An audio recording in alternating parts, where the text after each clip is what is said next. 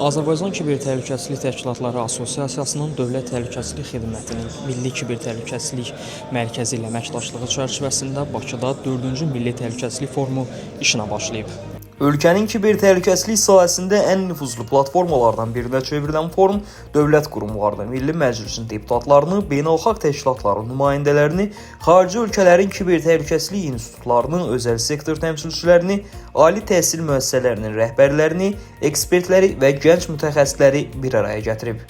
Kiber təhdidlərlə mübarizədə hər bir qurum ayrı-ayrıda yox, birgə bir institusional şəkildə mübarizə aparsın.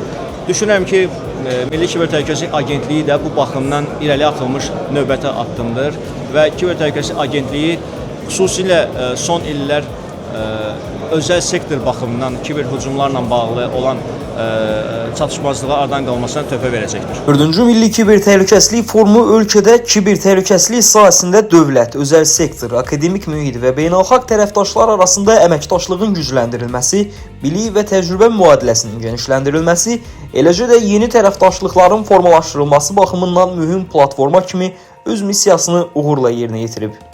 Qeyd etmək istərdim ki, Prezidentin müvafiq fərmanı ilə hörmətli Nazir müavimimiz də qeyd etdi, ölkədə kiber təhlükəsizlik sahəsində idarəetməni təkmilləşdirmək üçün Milli Kiber Təhlükəsizlik Agentliyi də yaradılmışdır. Azərbaycanın 1998-ci ildə qəbul olunmuş informasiyalaşdırma və informasiya mühafizəsi haqqında qanunu kifayət qədər mükəmməl, kifayət qədər bu sahədə baza rolunu oynayan və hətta fikir verirsinizsə 90-cı illərdə Azərbaycanda bu sahədə aparılmış qanunvericilik təşəbbüsləri bu gün də beynəlxalq çağırışlara uyğun dəyişikliklər aparılır. Tədbirin diqqət çəkən hissələrindən biri də ilk dəfə təşkil olunan ictimai sual-cavab sessiyası olub. Sessiya çərçivəsində tələbələr tərəfindən əvvəlcədən təqdim edilmiş suallar video formatda nümayiş etdirilib. Universitet rəhbərləri və özəl sektor nümayəndələri isə bu sualları cavablandırıblar.